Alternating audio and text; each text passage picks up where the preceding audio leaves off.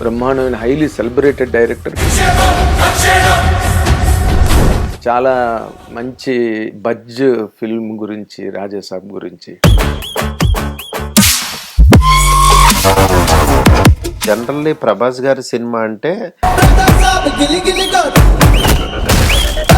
సినిమాని చాలా వరకు ఏంటంటే ఫస్ట్ బిలీవ్ చేయలేకపోయారు. మన టైం స్టార్ట్ అయింది. Love you.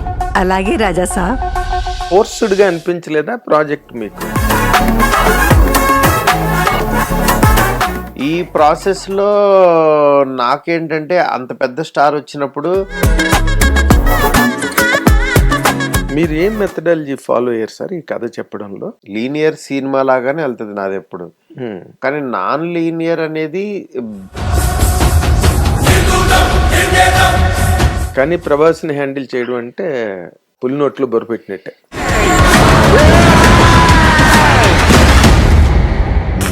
ఫేస్ చేసిన మెయిన్ ఛాలెంజ్ ఏంటి సార్ దీనిలో? మెయిన్ ఛాలెంజ్ ఒకటే. ఇక్కడ ఏంటంటే ఇది మీరు మొదట అనుకున్న బడ్జెట్ వేరు, తర్వాత బడ్జెట్ మారింది, మీకు ప్రొడ్యూసర్ గారికి కొంచెం డిఫరెన్స్ ఆఫ్ ఒపీనియన్స్ వచ్చాయి. గారికి నాకు అనేది ఎప్పటికీ ఈ రోజుకి కూడా కొట్టేడ్రా మారుతి సినిమాతోనే అనిపించుకుంటారండి. ఖచ్చితంగానండి, అందులో డౌటే లేదు. మీరు సినిమా రిలీజ్ అయిన తర్వాత రోజు చూడండి దీని మీద ఎలా పడిపోతారు. హిట్ టీవీ అభిమాన ప్రేక్షకులకు స్వాగతం. నేను మీ Nagendra Kumar. Welcome to my personal program, my special ticket.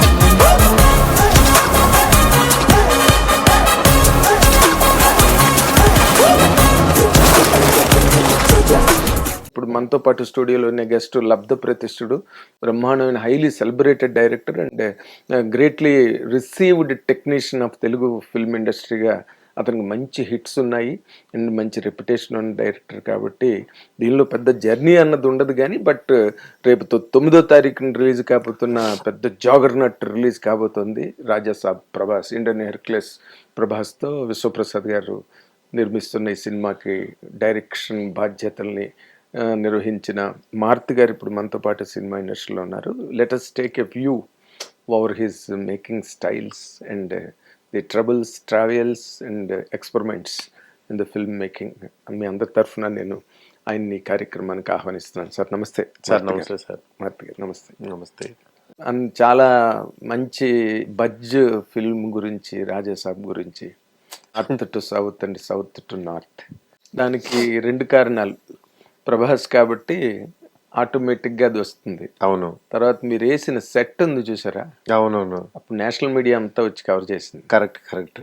దాంతో చాలా పెద్ద హైప్, ఎడిషనల్ హైప్ అనమాట. అవునవును. ప్రభాస్కున్న హైప్ కాకుండా. అవునవును.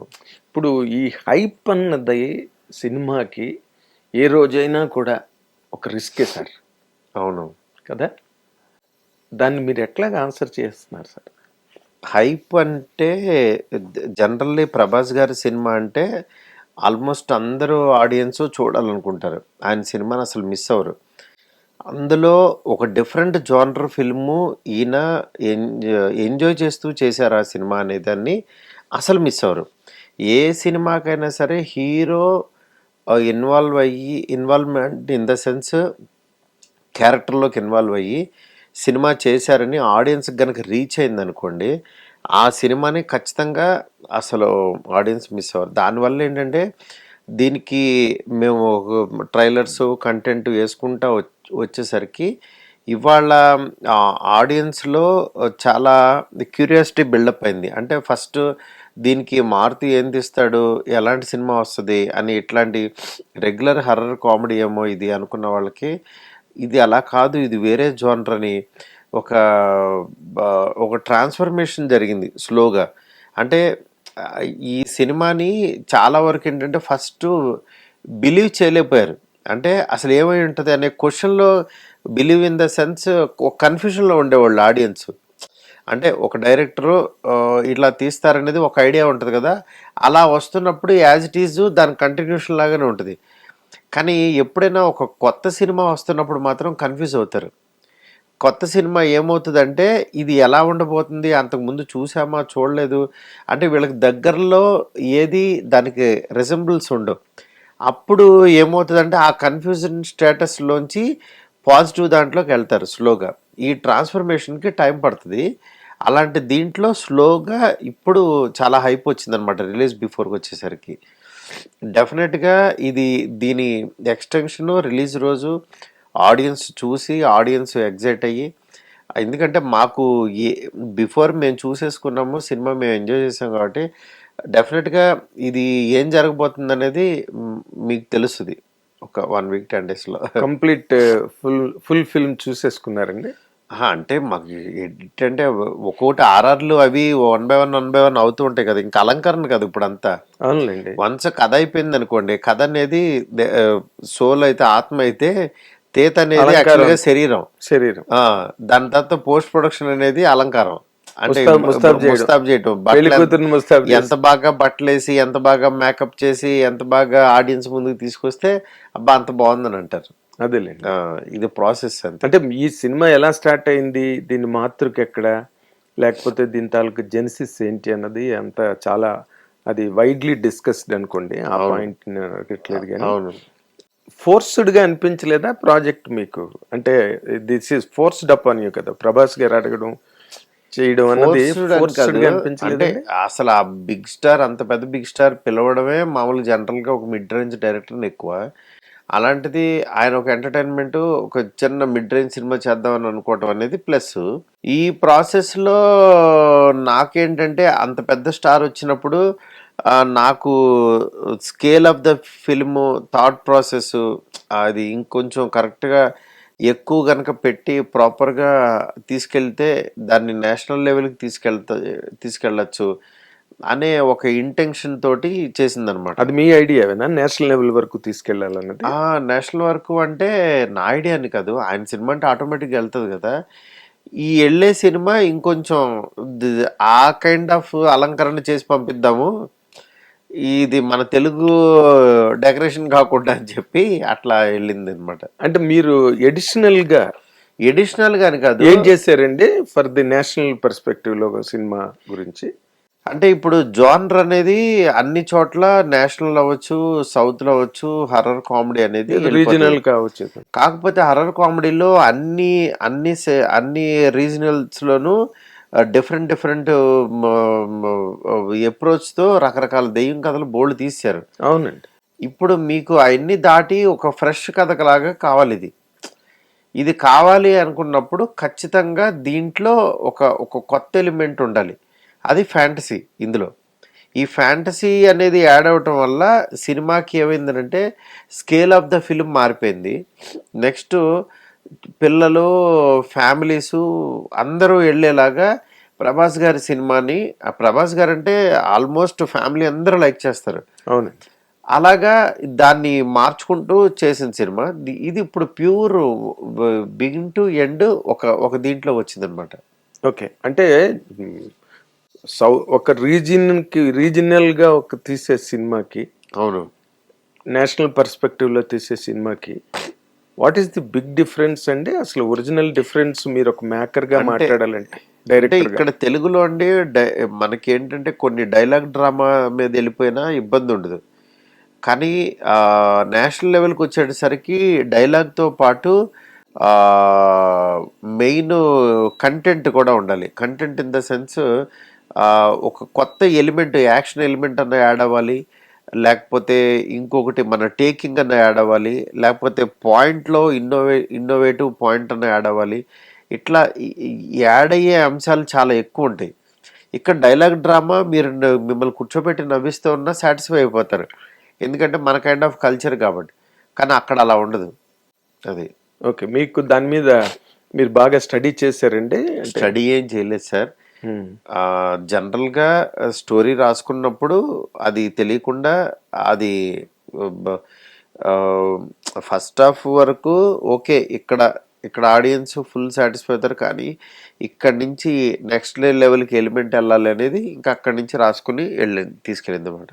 అంటే ఏ సినిమా అయినా కొత్తగా కనిపించడానికి లేదా కొత్తగా అనిపించడానికి మరి మీరు సినిమాలో ఏ సరికొత్త పాయింట్ని చూపిస్తున్నారో మాకు తెలియదు, రేపు 9వ తారీఖు Yeah, వరకు exactly. అనుకోండి. Ah. But screen play taking and లీనియరా నాన్ లీనియరా ఇవన్నీ చాలా మ్యాటర్ అవుతాయండి ఫిల్మ్లో. అవును. మీరు ఏం మెథడాలజీ ఫాలో అయ్యారు సార్ ఈ కథ చెప్పడంలో?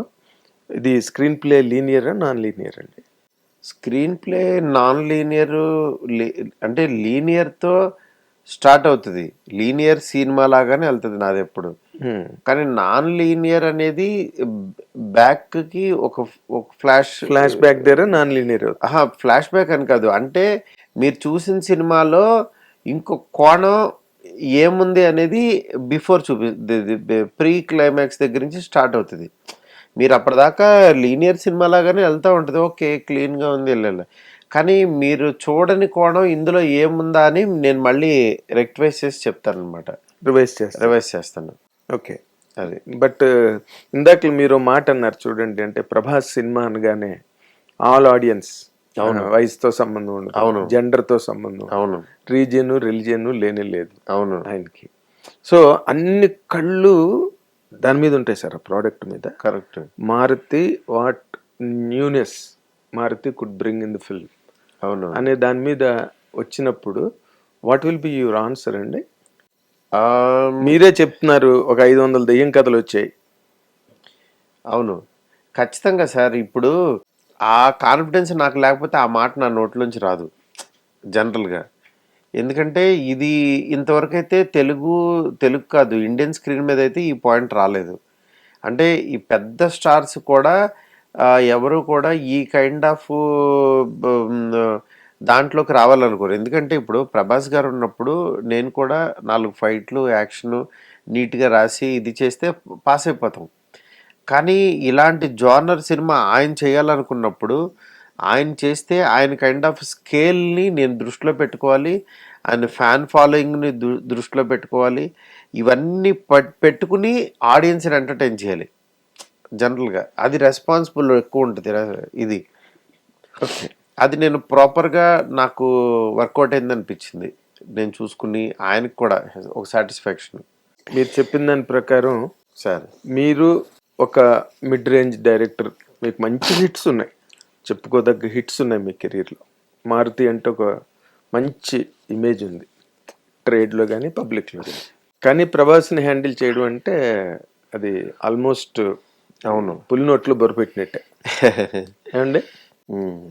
దీనిలో మీరు ఫేస్ చేసిన మెయిన్ ఛాలెంజ్ ఏంటి సార్? దీనిలో మెయిన్ ఛాలెంజ్ ఒకటే, ఇక్కడ ఏంటంటే ఆయనది ఇమేజ్ మారిపోయింది మొత్తం బయట.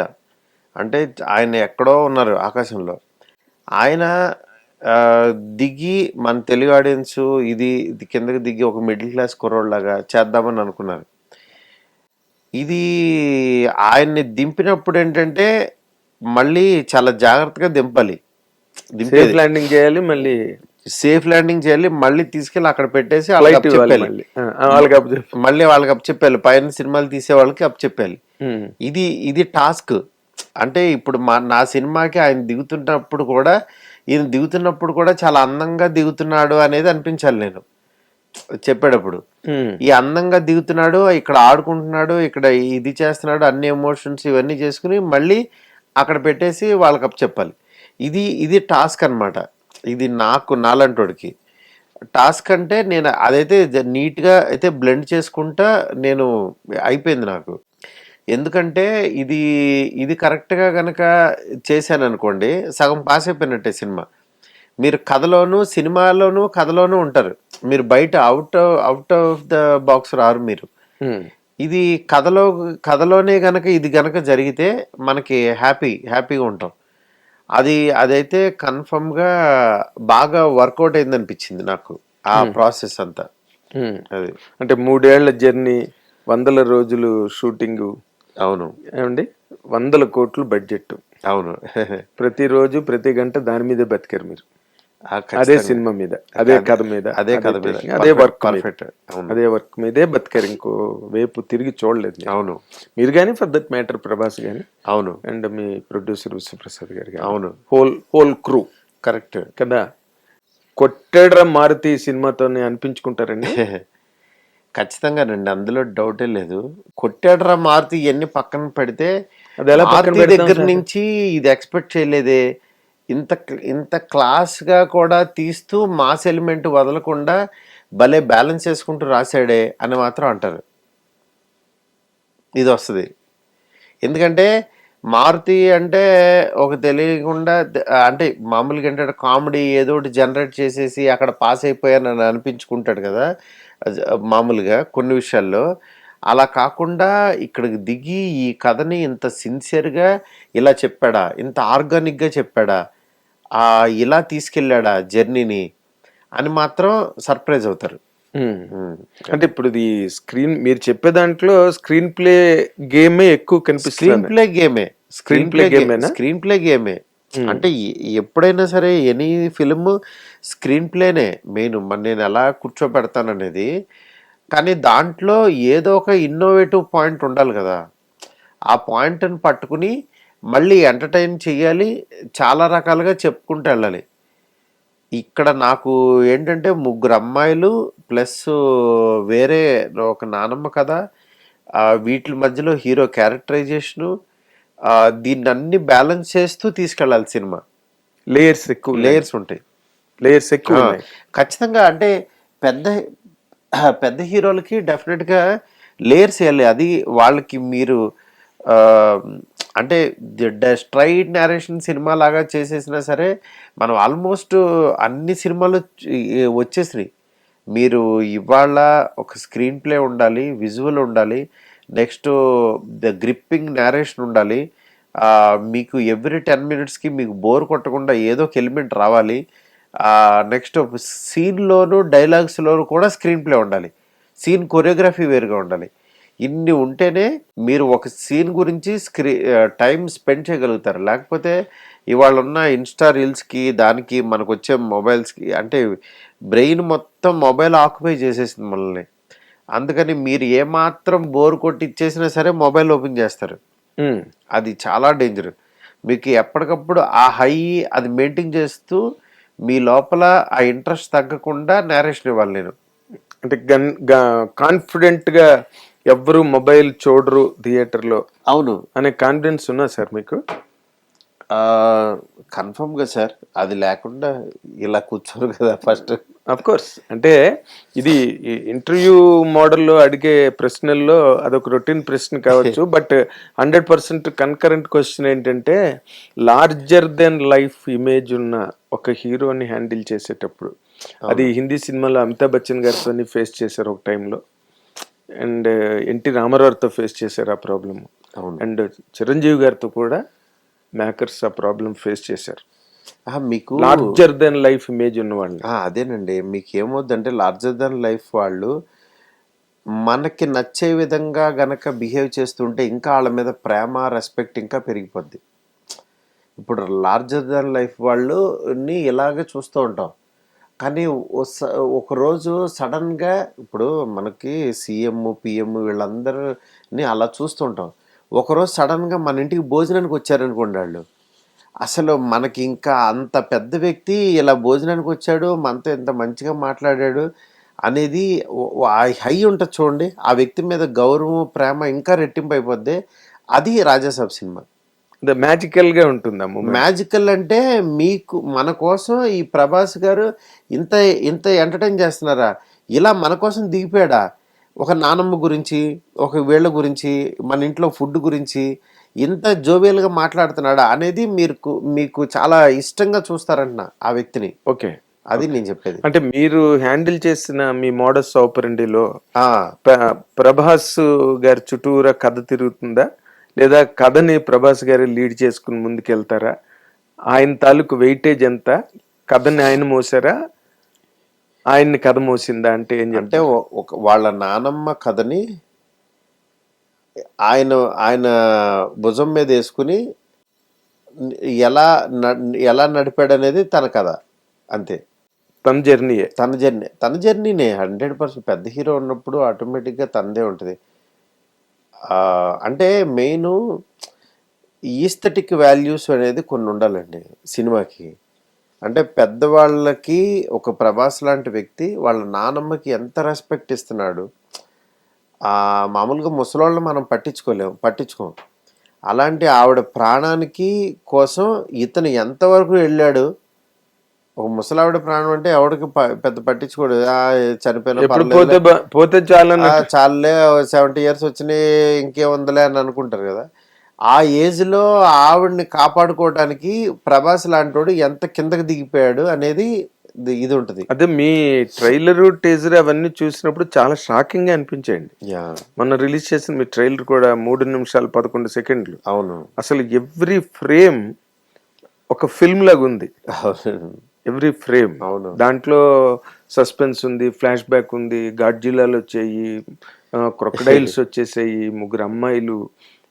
ఇదంతా ఆర్గనైజ్ చేయడానికి అసలు మీరు చేసిన మీరు పట్టిన కుస్తీ అందం, మీరు పట్టిన కుస్తీ కానీ చేసిన కసరత్తు కానీ ఒక్క మాటలో చెప్పాలంటే ఏం చెప్తారు సార్? పట్టిన కుస్తీ ఏం లేదండి.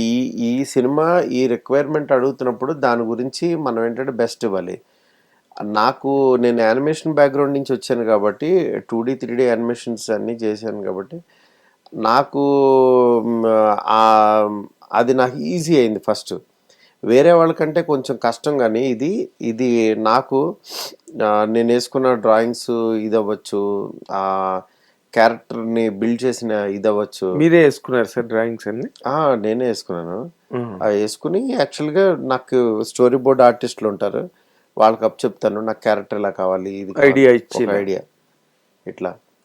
అలా నాకున్న ఆ డ్రాయింగ్ అనేది ఈ సినిమాకి బాగా హెల్ప్ అయింది.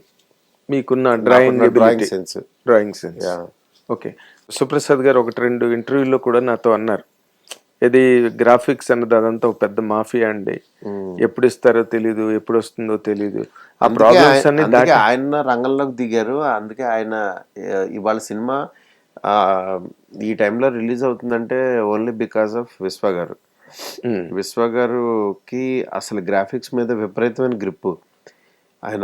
ఆయనకి అంటే చాలా అడ్వాన్స్డ్గా ఉంటారు. మనం కంటే ఒక 2-3 years హెడ్ ఆలోచిస్తారు. ఇప్పుడు ఏ వస్తున్నప్పుడు దాన్ని ఎలా యూటిలైజ్ చేసుకోవాలని ఇట్లాగా. అందుకనే ఆయనతో ఈ సీజీకి సంబంధించింది జర్నీ కానీ ప్రొడక్షన్ వైజ్ కానీ సిస్టమ్ని అయితే చాలా పర్ఫెక్ట్గా సెట్ చేశారు. ఇప్పుడు అంటే పిఎంఎఫ్లో టీమ్ కానీ అంతా ఒక సిస్టమేటిక్. అందుకే ఇంత పెద్ద సినిమా హ్యాండిల్ చేయటం అంటే ఓన్లీ బికాజ్ విశ్వ గారితోనే అది ఇదైంది. అందుకేనా మొన్న స్టేజ్ మీద ప్రభాస్ అసలు ప్రభాస్ గారి రియల్ హీరో విశ్వప్రసాద్ గారు అని చెప్పారు. అవునవును. ఎందుకంటే ఒక పెద్ద స్టార్ హీరో అంత మాట అన్నారంటే ఆయన ఈ సినిమాకి ఏమేం చేశారు అనేది మాకు తెలుస్తూ ఉంటుంది కదా. దాంతో అసలు నిజంగానే ఆయన వేరే లెవెల్. అదే అంటే మా ఈ కైండ్ ఆఫ్ ఇంటర్వ్యూస్ లో మా పర్సనల్ డౌట్లు అడుగుతాము, వాటి మీద క్లారిఫికేషన్. అవును, విన్న ఇన్ఫర్మేషన్ కొంత స్టోరేజ్ లో ఉంటుంది కాబట్టి. ఇది మీరు మొదట అనుకున్న బడ్జెట్ వేరు, తర్వాత బడ్జెట్ మారింది, మీకు ప్రొడ్యూసర్ గారికి కొంచెం డిఫరెన్స్ ఆఫ్ ఒపీనియన్స్ వచ్చాయి అని విన్నాము ఇండస్ట్రీలో. వింటాంలేండి, మనం మామూలుగా ఏముంది అవి వినేవి బోల్డ్ ఉంటాయి. కాకపోతే ఇందులో మీరు చెప్పింది ఏంటంటే ముందనుకున్న కథ వేరు, దాని తర్వాత కథ స్కేల్ పెరిగింది. అంటే రాసేటప్పుడు ఫ్యాంటసీ ఎలిమెంట్స్ అన్నీ యాడ్ చేయడం జరిగింది. దానివల్ల దానికి తగ్గట్టు యాక్షన్ ఎపిసోడ్లు, దానికి తగ్గట్టు షూటింగ్ డేసు, దానికి తగ్గట్టు స్కేల్ ఆఫ్ ద ఫిల్మ్ అన్నీ మారినప్పుడు డెఫినెట్గా బడ్జెట్ తేడా వస్తుంది. నెక్స్ట్ 2 విశ్వ గారికి నాకు అనేది ఎప్పటికీ ఈ రోజుకి కూడా నాకు ఆయనకి మధ్యన అంత కంపాటబిలిటీ ఉంది. నాకు ఎప్పుడు కూడా ఆయన ఎప్పుడు నాతో ఒక్క రాంగ్ వర్డ్ కానీ ఇది కానీ నా గురించి ఆయన ఒక డిసాటిస్ఫై అవుతున్నట్టు కానీ అసలు ఎక్కడా లేదు. ఎందుకంటే నేను ఎంత కష్టపడుతున్నానో ఆయన చూశారు. ఆయన్ని కంఫర్టబుల్గా ఉంచడానికి నేనెంత గట్టిగా ట్రై చేశానో ఆయనకి తెలుసు. అందువల్ల ఇవన్నీ రూమర్స్ అండి. రూమర్స్ అంటే ఆయన ఎప్పుడైనా ఏ ప్రాజెక్ట్ అయినా ఒక్కసారి ఓకే అనుకున్న తర్వాత ఇర్రెస్పెక్ట్ ఆఫ్ ది బడ్జెట్ అది కొంచెం పెరగచ్చు, లేకపోతే అనుకున్న చోటే ఆగచ్చు. ఇంకా ఆయన ఎలాంటి ఎప్పుడు he never ఒక have- మనిషికి మాట ఇచ్చి ఫస్ట్ గనక అగ్రిమెంట్ చేశాడంటే, ఆయన అగ్రిమెంట్ ఇన్ ద సెన్స్ అన్నారంటే ఇంకా లాస్ట్ మినిట్ వరకు అతను అవతల వ్యక్తి అవుట్పుట్ గురించి ఆలోచించకుండా అది ఆయన ఫుల్ఫిల్ చేసేస్తారు ఆయన. ఓకే. బట్ మీరు చిన్న అఖండ రిలీజ్ అయిన టైంలో ఆయన చాలా లాంగ్ ట్వీట్ చేశారు ఆయన ఎక్స్లో. అవును, అంటే మీరు డైరెక్టర్గా మీకు బడ్జెట్ల మీద, ఎక్స్పెండిచర్స్ మీద వాటి గురించి మీరు మాట్లాడాల్సిన అవసరం లేదు కానీ, but director also as a bearing on the budget. Director, producer అనుకునే కదా ముందుకెళ్తారు ఏ సినిమా కదా. అవును. ఆయన అంతా అలాగా నా సినిమా సేఫ్ అనే ఒక ప్రొజెక్షన్ ఇవ్వడానికి ప్రధానమైన కారణం ఏంటండి? కారణం ఏం లేదు, ఇదే మీరు చెప్పినట్టు రూమర్స్, స్పెక్యులేషన్స్. అంటే ఒక సినిమా బడ్జెట్ అయిందనేసరికి మనకి ఇండస్ట్రీలో ఏంటంటే అది రాదేమో బయటికి, ఎండ్ ఆఫ్ ద డే ఇట్లా ప్రాబ్లమ్స్ ఉంటాయి, ఇవన్నీ పండక్కి రాదు అని ఇట్లాంటివి అందరూ అంటున్నారని చెప్పి దానికి ఆయన ఆన్సర్ ఇవ్వాలని చెప్పి ఆయన ఇచ్చారనమాట. నేను అందరిలాంటి వ్యక్తిని కాదు, ఐఎమ్ వెరీ కంఫర్టబుల్ పొజిషన్లో ఉన్నాను, నేను మాట అంటే మాటే, రిలీజ్ అంటే రిలీజే అని చెప్పి ఆయన చెప్పారు. అందుకనే ఈరోజు Jan 9th ఈ సినిమా రిలీజ్ అవుతుందంటే only because of him only. అంటే అమితాబ్ గారు కూడా దీవారు, జంజీరు అలాంటి సినిమాలు చేస్తున్న టైంలో కొన్ని సినిమాలు సడన్ గా ఎంటర్టైన్మెంట్ సినిమాలు వచ్చేసారు. దెబ్బకి జనం అసలు గుమ్మెత్తిపోయారు అనమాట. అలాగ సీరియస్ గా చూసిన అమితాబ్ ఒక్కసారి ఎంటర్టైన్మెంట్ లోకి రాగానే ఇండియా అంతా షేక్ అయిపోయింది. ఓ ఇండియా అంతా. అలాగే ఇప్పుడు మీ సినిమా కూడా అలాంటి ఒక వైబ్రేషన్ క్రియేట్ చేస్తుందన్న నమ్మకం నాకుంది సార్. Okay okay. ఎందుకంటే మీ కైండ్ ఆఫ్ ట్రీట్మెంట్, అవును, దాని మీద ఒక రకమైన పిల్లల దగ్గర నుంచి పెద్దవాళ్ళ వరకు అందరూ ఎంజాయ్ చేసే ఆ fairy tale approach, correct, fairy tale approach మీ సినిమాలో ఉందని అనిపిస్తుంది. అవునవును, ఖచ్చితంగానండి. అదే దాన్నే మా స్ట్రెంత్ కింద యూఎస్బి కింద నమ్ముతున్నాం. ఎందుకంటే ఇది నేను ఫ్యామిలీ అందరూ చూసే సినిమా కావాలని చెప్పి చేసిందనమాట. అందుకని ఈ కైండ్ ఆఫ్ సినిమాని ఎవరు మిస్ అవ్వరని అనుకుంటున్నా. అదే మీరు ఇందాక ఇండియాలో ఇప్పటి వరకు ఈ కంటెంట్ ఎవరు టచ్ చేయలేదని మీరు మాట అన్నారు. అవును, ఇప్పుడే.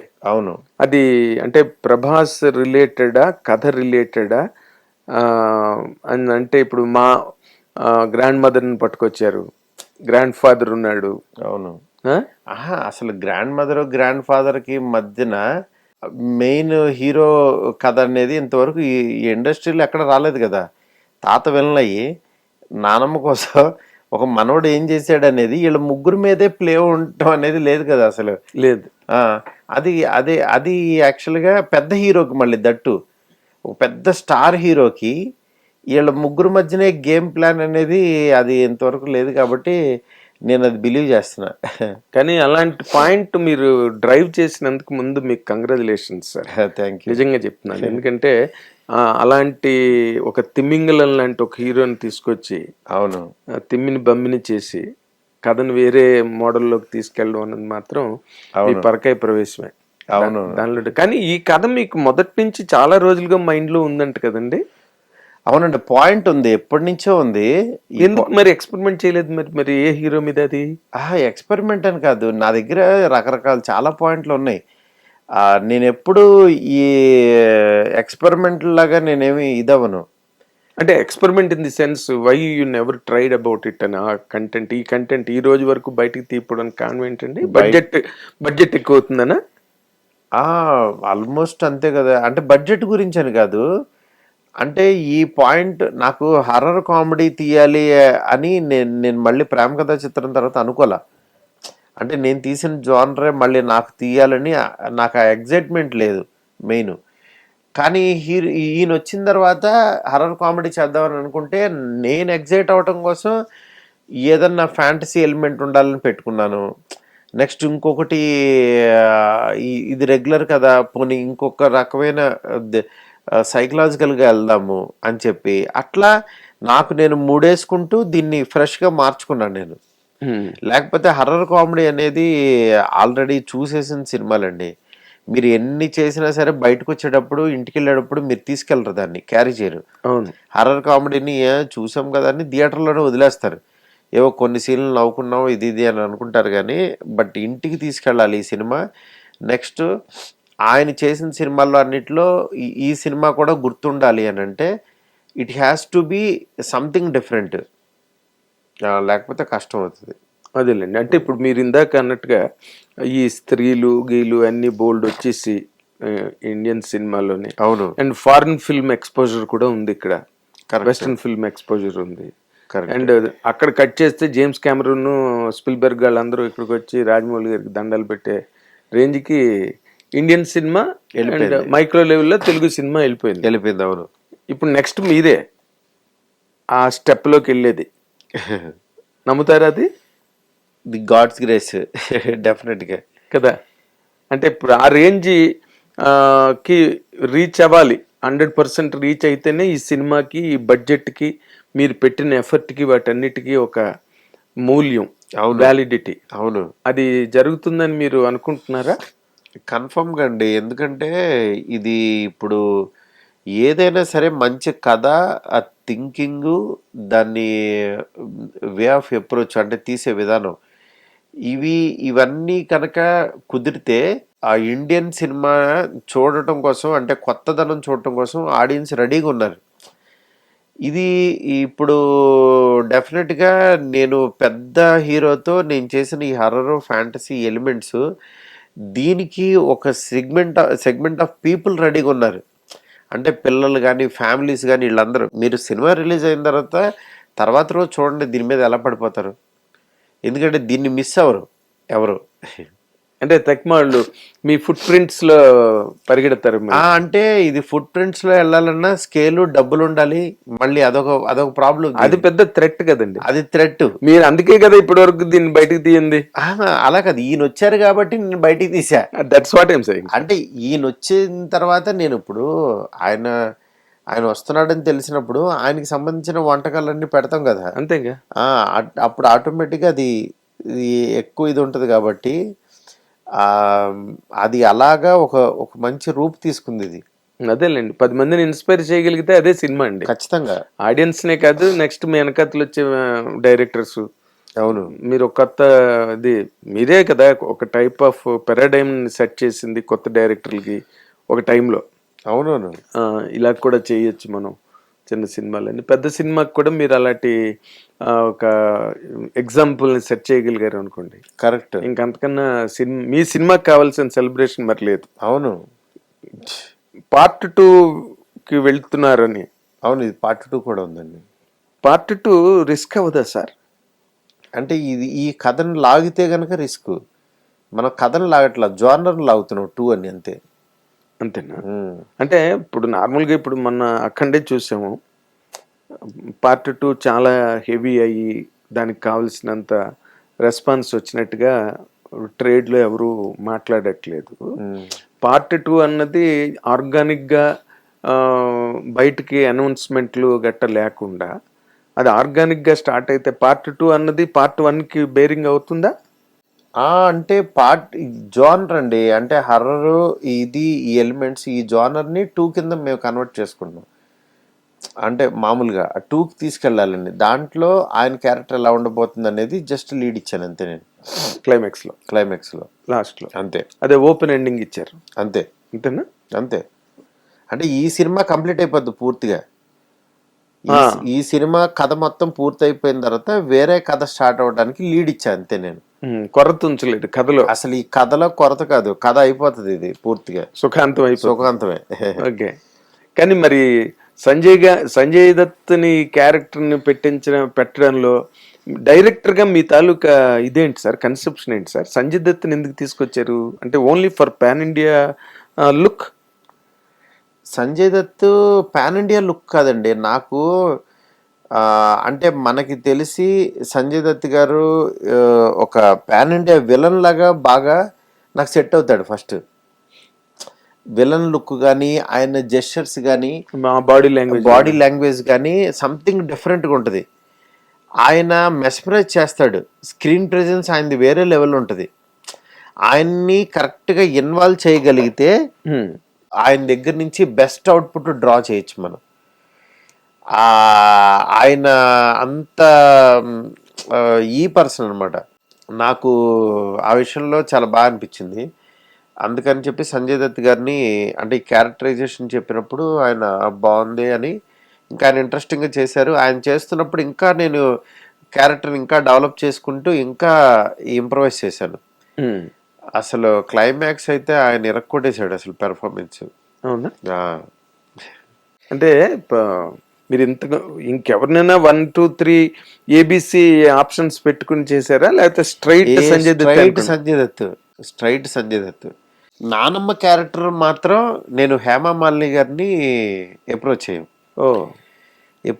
ఆవిడ కూడా చేస్తానంది. ఆవిడ కూడా తర్వాత ఫాలోఅప్ చేశారు. తేడా వచ్చిందండి? తేడా ఏం లేదు. మాకేంటంటే నానమ్మ క్యారెక్టరు ఎక్స్పెక్ట్ చేయకూడదు. అంటే ఆవిడకి కథ పరంగా చాలా సాదాసీదా ఆవిడే అన్నట్టు ఉండాలి. ఇప్పుడు హేమమాలిని గారిని పెడితే ఈవిడ వెనకాల ఒక ఫ్లాష్ బ్యాక్ ఉందని మీరు కూర్చున్నప్పుడే గెస్ చేసేస్తారు. ఒక గ్రాండియర్ వచ్చేస్తుంది. అవును. ఇది తర్వాత మనం ఏం చేసినా సరే వచ్చినప్పుడు మీకేం జర్కే ఉండదు. నెక్స్ట్ ఈవిడ పట్ల ఒక సింపతి, ఒక పెయిన్ ఇది రావాలి అని అంటే జరీనా వాహబ్ గారు బెస్ట్ అవుట్పుట్ ఇచ్చారు. అసలు ఆవిడ మాత్రం గుర్తుండిపోతుంది. ఆవిడకి లైఫ్ టైం, ఇది లైఫ్ టైం సినిమా జరీనా వాహబ్కి. ఎందుకు అసలు మీరు చూసినప్పుడే ఆవిడ్ని, సంజయ్ దత్ని, నెక్స్ట్ హీరో గారిని ముగ్గురిని బ్రెయిన్లో ఇంటికి తీసుకెళ్తారు. వీళ్ళ ముగ్గురు గుర్తుండిపోతారు. ఎంత ముగ్గురు గుర్తుండిపోతే ఇంకా 300 రోజులు ఆడుతుంది సినిమా. ముగ్గురు గుర్తుంటారు. వాళ్ళ పెర్ఫార్మెన్స్లు ఒకళ్ళ మించి ఒకళ్ళ పోటీ. అవునా? అసలు అదే ఆవిడ సింహాసనం మీద కూర్చుని కేకేసింది, అది శివగామి షాట్ లాగా అనిపించింది నాకు.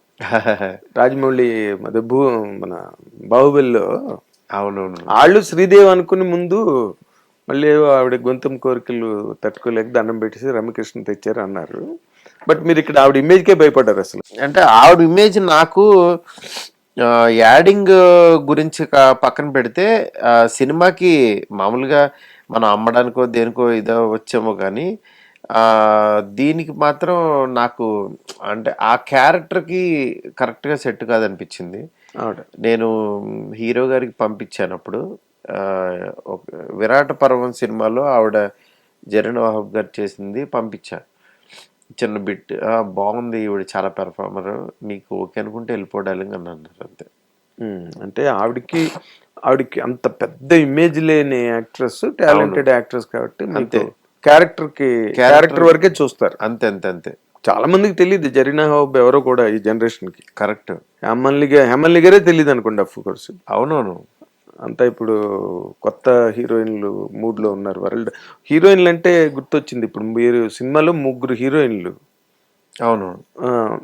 3 హీరోయిన్లతో ఏం చేశారు సార్? వాళ్ళు 3 రకాల స్టేట్మెంట్లు ఇచ్చారు. నేను ఇంటర్వ్యూ చేశాను. అంటే ఎవరి మట్టుగా వాళ్ళే మాదే ఇంపార్టెంట్ రోల్ అనుకుంటున్నారు. అలా ఆ వరకు మాయ చేశారు మీరు. పోన్లేండి, అది అలాగే చెప్తేనే బెటర్ కదా. కానీ ముగ్గురిది ఇంపార్టెంట్ రోలే ఒక రకంగా.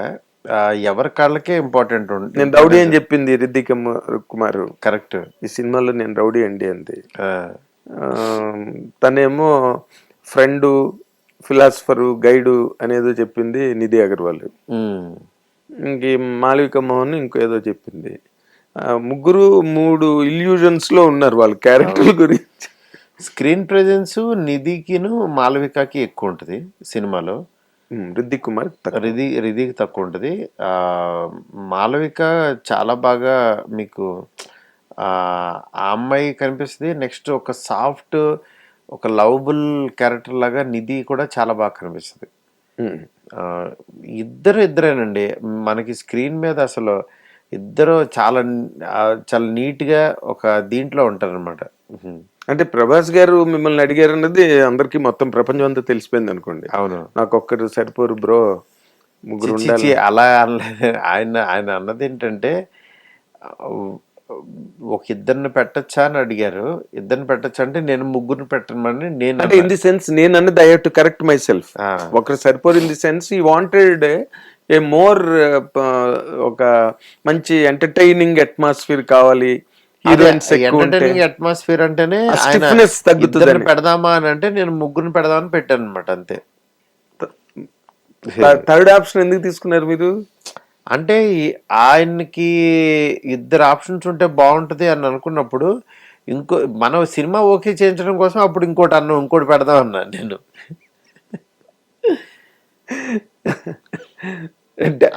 ఇందులోని ఆ, బయటికి అన్ని చెప్తారు సార్, అంటే ప్రసూతి వైరాగ్యం లాగా అన్ని మర్చిపోతారు రేపు హిట్ అయిన తర్వాత.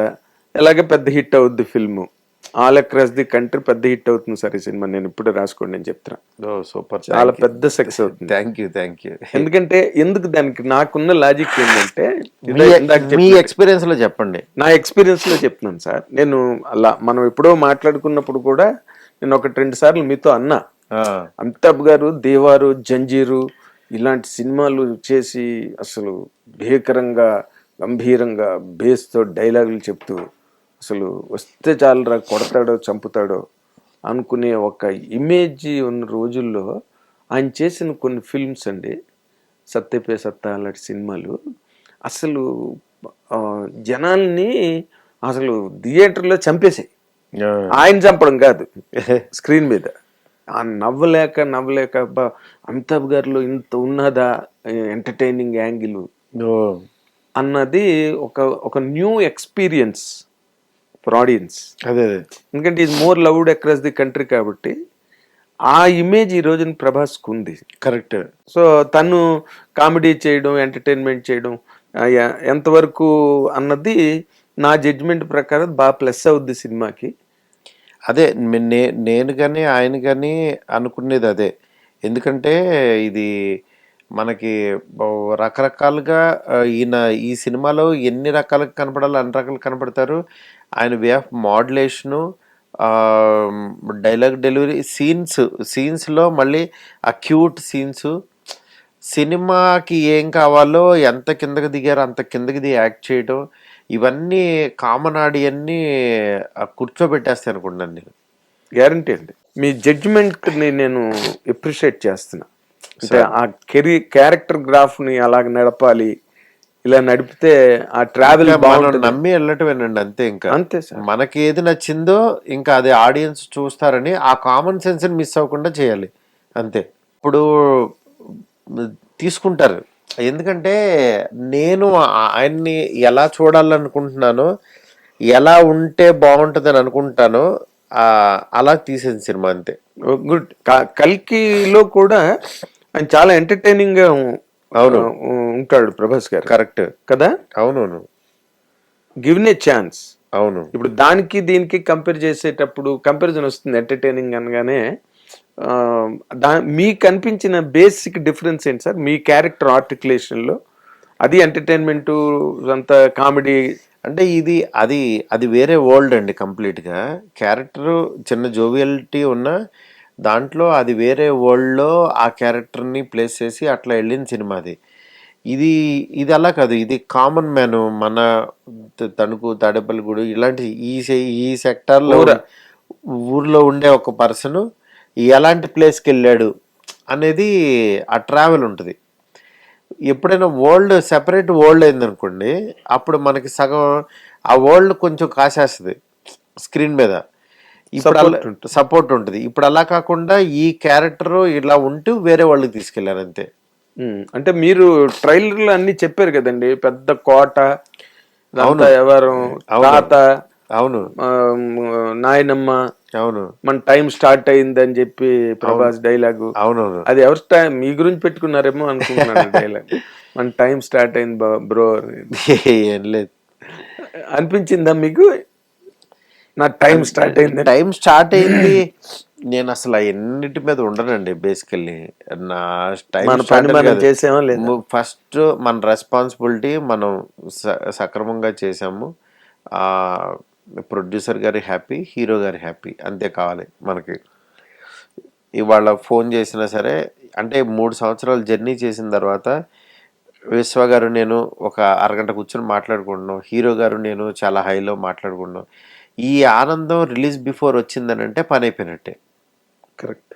ఎందుకనంటే ఈ జర్నీలో ఇలా తీసుంటే బెటర్, ఇతను ఇది పని చేసి ఉంటే బెటర్ అని ఇలా అనుకుంటూ ఉంటారు కదా, ఉంటావు ఇంకా రిలీజ్ బిఫోర్కి వచ్చేసరికి దాన్ని అవన్నీ ఆలోచించకుండా దాన్ని దాటి ఈ ప్రోడక్ట్ బాగుంది, ఇది ఇలా వెళ్తుంది అని రోజు ఆనందం పంచుకోవటం ఉంటుంది చూడండి, ఇంకా అక్కడ పని అయిపోయినట్టు. అదే మీరు రోజు సెలబ్రేట్ చేసుకుంటున్నారు, పండగ చేసుకుంటున్నారు. ప్రెసెంట్ అలాగే ఉన్నాం, మీకు చూపించడమే లేట్ అంతే. ప్రతిరోజు పండగ. ప్రతిరోజు పండగ జరుగుతుంది నాకు. A big horror fantasy in the globe అన్న మాట అన్నారండి. అవును, అంటే వరల్డ్ లోనే ఇది బిగ్గెస్ట్ హారర్ ఫ్యాంటసీ. ఎందుకంటే హారర్లో ఎప్పుడు కూడా మీరు ఒక ఇంట్లోనో లేకపోతే ఇక్కడో మిమ్మల్ని భయపెట్టేసో అయిపోతుంది సినిమా. ఫ్యాంటసీ ఎలిమెంట్ యాడ్ అయిన హారర్ ఈ వరల్డ్లో లేదు. ఫ్యాంటసీ యాడ్ అయిన హారర్ ఎక్కడా మనకు రాలేదు. అందుకని ఇది ఆ సెగ్మెంట్లో చూస్తే అసలు ఈ స్కేల్ ఆఫ్ ద ఫిల్ము ఇది ఇంతవరకు నాకు తెలిసి ఎక్కడా లేదు. అంటే అంత పెద్ద సెట్, ఒక 37,000 SFT సెట్ వేసాము.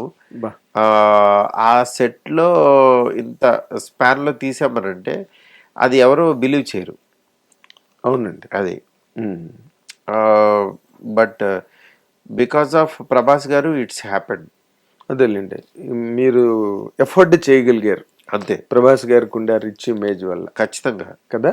మీ సినిమాగా లేదా సినిమా మీద ఉన్న ఎక్స్పెక్టేషన్స్ పరంగా కానీ చాలా హై బడ్జ్లో ఉన్నమాట వాస్తవం. అయితే మొన్న స్టేజ్ మీద ప్రభాస్ గారు మా సీనియర్ వస్తున్నారు, అవును సీనియరే అని ఒక మాట అన్నారు. అది చిరంజీవి గారి అభిమానులు చాలా ఎంజాయ్ చేశారు. అవును, మిమ్మల్ని బాగా అసలు హత్తుకున్నారు, గుండెల్లోకి తీసుకున్నారు. చిరంజీవి గారు అంటే చిరంజీవి గారు ఫ్యాన్గానే నేను పెరిగాను చిన్నప్పటి నుంచి. మొన్న ట్రైలర్ రాగానే ఫస్ట్ చిరంజీవి గారికి పెట్టాను నేను. ఆయన చాలా హ్యాపీ అయ్యారు. ఆయనకి, అరవింద్ గారికి, బన్నీకి అందరికి పెట్టా. వాళ్ళందరూ చాలా హ్యాపీ ఫీల్ అయ్యారు. అంటే వాళ్ళ మనిషిని కదా నేను, కరెక్ట్, చాలా రోజుల నుంచి వాళ్ళ దగ్గర తిరిగినోడిని. అందుకని ఆయన కూడా చాలా సర్ప్రైజ్ అయ్యి కరెక్ట్గా ఉంది మారుతి, ఎలా ఉంది ఆయన ఎక్స్ప్లెనేషన్ ఇచ్చారు. దీంట్లో ఇది ఈ ఎలిమెంట్ ఇవన్నీ ప్రాపర్గా ఉన్నాయని అన్నీ బాగా చెప్పారనమాట. అట్లాగా నాకు అంటే మ్యాక్సిమం ఏంటంటే హీరో గారు కూడా కామెడీ చేసేటప్పుడు నేను అంటా ఉండండి, చిరంజీవి గారు చేసేవాళ్ళు డార్లింగ్, తర్వాత మళ్ళీ మీరు అది సేమ్ ఆ కైండ్ ఆఫ్ కామెడీ చేస్తున్నారు అని చెప్పి నేను చెప్పా. అంటే ఇందులో ఒక డ్రింక్ సీన్ ఒకటి ఉంటుంది. ఆ సీను చిరంజీవి గారు డ్రింక్ చేశారంటే అది అసలు వేరే లెవెల్ టైమింగ్. పసివాడి ప్రాణం కానీ, పసివాడి ప్రాణం, ఏ సినిమా అయినా, గరనమ్ముగుడు కానీ, నాకు మళ్ళీ అలాగా ప్రభాస్ గారు అంత అంటే ఈయన స్టైల్లో అంత బాగా చేశారనిపించింది. అసలు మాకు లెంత్లో కొంచెం తగ్గించాం కానీ అసలు వేరే లెవెల్ ఆఫ్ యాక్టింగ్ చేశాడు ఆయన ప్రభాస్ గారు. సినిమా రిలీజ్ తర్వాత చూడండి. అదే మీరు అంత అంటే ప్రభాస్ గారు ఆ మాట అన్నప్పుడు అంతా కూడా మొత్తం సోషల్ మీడియా అంతా కూడా చిరంజీవి గారు సలర్ ఇది రిలీజ్ అయినప్పుడు బాక్స్ ఆఫీస్ తగిలిపెట్టేసావు ఆయన ట్వీట్. అవును, అవన్నీ అంటే వాళ్ళిద్దరి మధ్యలో ఉండే దాన్ని ప్రభాస్ గారు ఎక్స్ప్రెస్ చేయడం అన్నది పబ్లిక్ వ్యూలో కూడా చాలా ఎత్తుకి ఎదిగిపోయాడండి ప్రభాస్. అవును, ఇప్పుడు ప్యూర్ సోల్ అండి ఆయనకి. ఏమి ఉండవు, కల్మషం ఉండదు, ప్యూర్ సోల్. ఆయన సినిమాకి కోసం ఏం కావాలో అది కష్టపడతారు.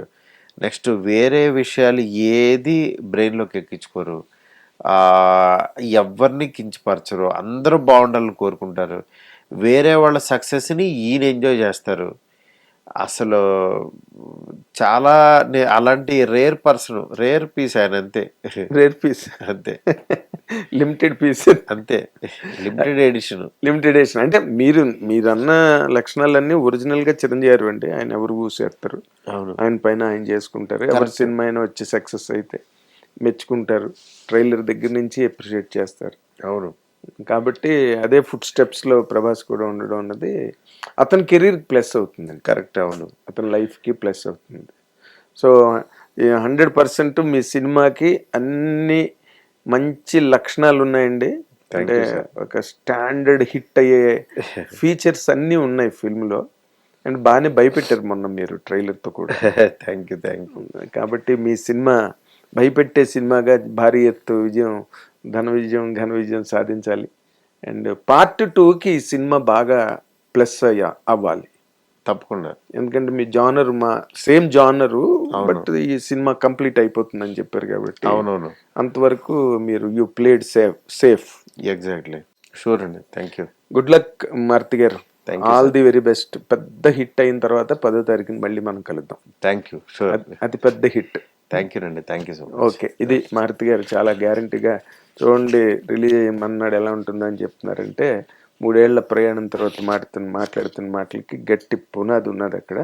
కాబట్టి ఈ సినిమాని పెద్ద హిట్ చేయాల్సిన బాధ్యత ఆడియన్స్ అందరి మీద ఉంది. అండ్ మోర్ ఇంపార్టెంట్లీ ప్రభాస్ గారి ఫ్యాన్స్ అండ్ అందరి అభిమానులు కూడా ఈ సినిమాని అభిమానించి ఆదరించి ఘన విజయాన్ని చేకూర్చమని చెప్పి హిట్ టీవీ తరఫున కూడా కోరుతున్నాను. And let us celebrate the greatest massive success of Raja Saab on 9th. Thank you very much. Hit TV app, ఇందులో short news, live news, entertainment shows, movies, digital magazines తో పాటు మీ జిల్లా వార్తలను కూడా ఫ్రీగా చూడొచ్చు. ఇంకెందుకు ఆలస్యం, వెంటనే హిట్ టీవీ యాప్ ని డౌన్లోడ్ చేసుకుని ఫ్రీగా ఎంటర్టైన్మెంట్ పొందండి. Hit TV app. Hit TV app. Please download hit TV app. Hit TV app ని ఫ్రీగా డౌన్లోడ్ చేసుకొని ఎంజాయ్ చేయండి. మీకు నచ్చిన ఎంటర్టైన్మెంట్ కోసం హిట్ టీవీ యాప్ ని ఫ్రీగా డౌన్లోడ్ చేసుకుని ఎంజాయ్ చేయండి. హిట్ టీవీ యాప్ ని డౌన్లోడ్ చేసుకుని ఆస్వాదించండి, ఆశీర్వదించండి. ఇంతమంది సెలబ్రిటీలు హిట్ టీవీ యాప్ ని డౌన్లోడ్ చేసుకోండి అని చెప్తున్నారంటే ఎంత మంచి యాప్ ఆలోచించండి. అమెరికా అమెరికాలో చదవాలనుకునే వాళ్ళకి విశ్వసనీయమైన పేరు మన శౌర్య కన్సల్టెన్సీ. UK లో 1 year masters, 2 years work permit up to 5 years visa. Contact Saurya Consultancy. Contact 89851 89851.